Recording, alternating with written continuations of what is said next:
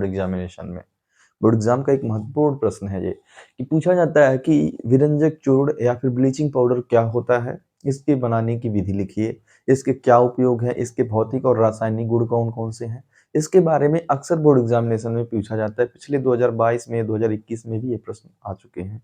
तो थोड़ा सा इनके बारे में समझते हैं कि ब्लीचिंग पाउडर होता क्या है। तो थोड़ा ध्यान से समझिएगा, नोट्स जरूर प्रिपेयर करते रहिए आप लोग, तो हमेशा से आप लोगों को याद रहेगा। ठीक है, सबसे पहले समझते हैं कि ब्लीचिंग पाउडर, जैसे विरंजक चूर्ण भी कहा जाता है, क्या होता है ये।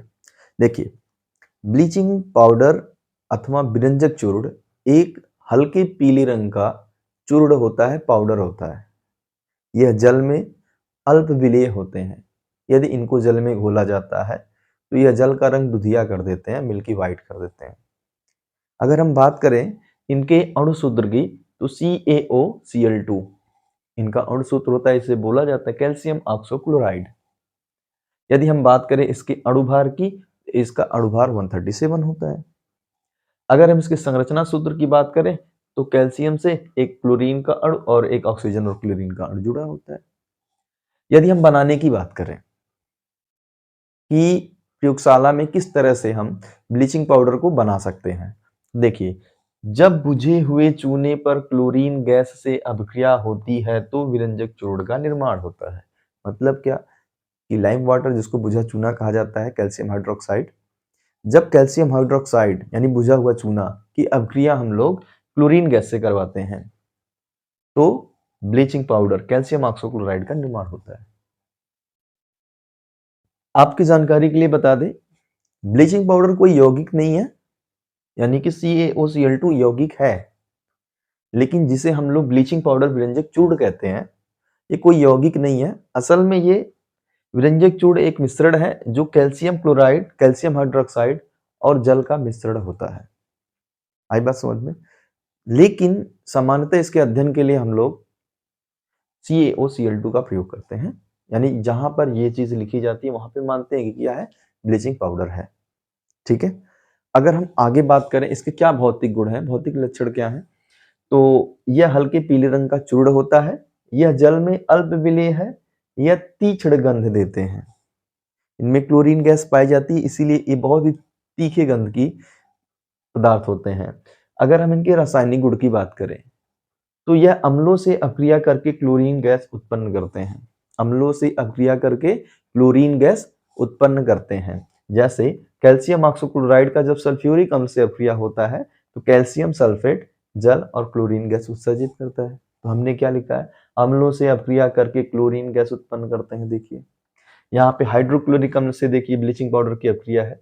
कैल्शियम ऑक्सोक्लोराइड जब हाइड्रोक्लोरिक अम्ल से अभिक्रिया करता है तो कैल्शियम क्लोराइड, जल और क्लोरीन गैस निकलती है। तो सबसे पहला इसका एक रासायनिक गुण ये भी है, बहुत उपयोगी रासायनिक गुण है, कि यह अम्लों से अभिक्रिया करके क्या देता है, क्लोरीन गैस उत्पन्न करता है। इसी के साथ साथ कार्बन डाइऑक्साइड के साथ अभिक्रिया करके भी ये क्लोरीन गैस उत्पन्न करता है। जैसे यहाँ पे देख लीजिए, कैल्शियम ऑक्सोक्लोराइड का जब कार्बन डाइऑक्साइड से अभिक्रिया होता है तो कैल्शियम कार्बोनेट और क्लोराइड यानी क्लोरीन गैस बनता है। आई बात समझ में। और अगर हम इसके उपयोग की बात करें तो वस्तुओं के रंग उड़ाने में, किसी वस्तु का अगर आपको रंग उड़ाना है तो उसमें ब्लीचिंग पाउडर में डिप कर दीजिए, उस वस्तु को डुबा दीजिए, तो फिर वह उस वस्तु के रंग को उड़ा देगा, यानी उसमें से वो रंग निकाल देता है। इसीलिए इसको विरंजक बोलते हैं, विरंजक पदार्थ यानी रंग उड़ाने वाला पदार्थ। कीटनाशक एवं जीवाणुनाशक के रूप में इसका प्रयोग किया जाता है। इसके अंदर कीटाणुनाशक और जीवाणुनाशक गुण पाए जाते हैं। आपने देखा होगा कि जहाँ पे नाली वगैरह होते हैं, नहर वगैरह होती हैं, जल जमाव अधिक होता है, वहाँ पे कीटाणु और जीवाणु पनपने लगते हैं, जिससे बीमारियों का प्रसार बहुत तेजी से होता है। तो वहाँ पर नगर निगम के लोग आते हैं और ब्लीचिंग पाउडर डाल के चले जाते हैं। ऐसा इसलिए करते हैं क्योंकि ब्लीचिंग पाउडर में कीटाणुनाशक और जीवाणुनाशक गुण पाया जाता है, बैक्टीरिया को और फंगस वगैरह को खत्म कर देते हैं।